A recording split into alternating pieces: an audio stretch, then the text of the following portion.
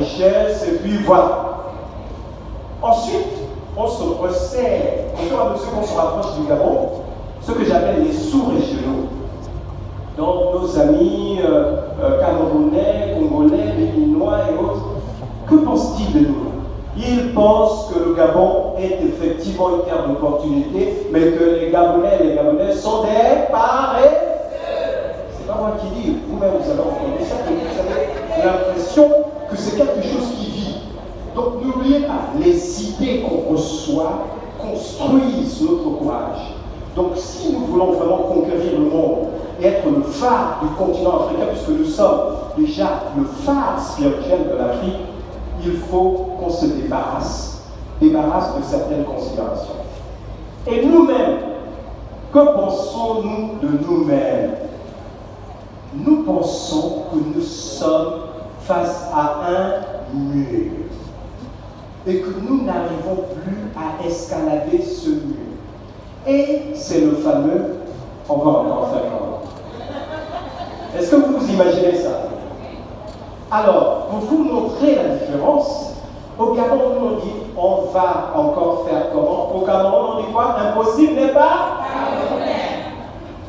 Donc vous voyez, les femmes camerounaises, elles se construisent à partir de ce impossible n'est pas camerounais. Alors qu'ici au Gabon, nous nous construisons avec non, je vais taper ça avec l'accent. On va encore faire comment? On va encore faire comment? Donc vous voyez que cette mentalité-là, il faut la bannir.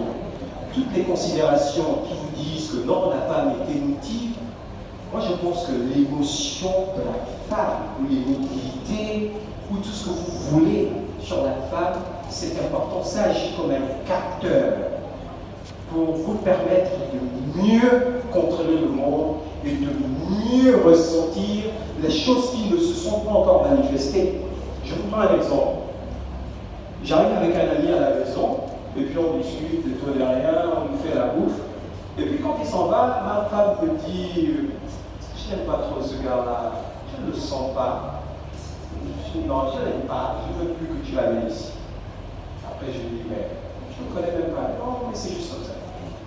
Peut-être 2 semaines après, le gars était donc dans le faux. On est à la télévision, on voit le gars était arrêté. Est-ce que les émotions de la femme sont à condamner? Non. Les émotions de la femme agissent comme des capteurs. Et en ce qui concerne l'entrepreneuriat, je connais une femme qui a fait des études en Afrique du Sud. Elle est revenue diplômée. Elle a donc commencé dans l'administration publique, puisqu'on nous a dit que pour avoir cette sécurité-là, il fallait qu'on soit dans la fonction publique. Après 1 an de fonction publique, il s'est dit, tiens, elle a pris sa calculatrice, elle a fait son salaire qui était à 400 et quelques mille. Tout le monde sait qu'à la fonction publique, quand tu commences avec 400 000, c'est déjà beaucoup. Divisé par le nombre de jours de travail, elle a trouvé 13 000 francs. Et ensuite, elle s'est posé la question, tiens, donc j'ai fait toutes ces études-là, aller en Afrique du Sud, revenir jusqu'ici pour produire 13 000. Alors moi, je pense que ce n'est pas une bonne chose. Et donc, elle a décidé de se défaire de l'administration publique pour embrasser l'entrepreneuriat. Elle a conçu son projet, elle a commencé à économiser de l'argent. D'ailleurs, elle économisait cet argent pendant qu'elle travaillait à la fonction publique.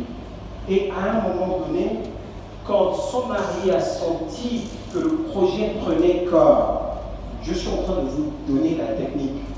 Ne donnez pas votre projet à votre mari. Commencez à construire votre projet. Il faut qu'à un moment donné, ils se disent, tiens, il vaut mieux que j'accompagne ma femme qu'elle ne puisse réaliser ce projet tout seul. Vous imaginez la déception d'un homme quand une femme a commencé son projet de A à Z, boum, ça marche, il se regarde comme ça, il se voit comme quelqu'un d'incapable. Donc, elle a mis ce projet en place et aujourd'hui, elle a donc un institut de beauté qui marche très bien, qui est situé au Tropicana, à côté de la station, un institut de beauté qui s'appelle Ado Fashion. Et lorsqu'elle divise ce qu'elle produit par jour ou par mois, après avoir payé toutes ses dettes, toutes ses charges, par le nombre de jours, elle trouve 5 fois, 6 fois les 13 000 francs qu'elle gagne. Cela veut dire que la femme gabonaise a la capacité de prendre le risque, elle a la capacité d'entreprendre, elle a le génie, et on ne peut pas concevoir le développement de notre pays, le Gabon, sans la contribution de qui? De la femme.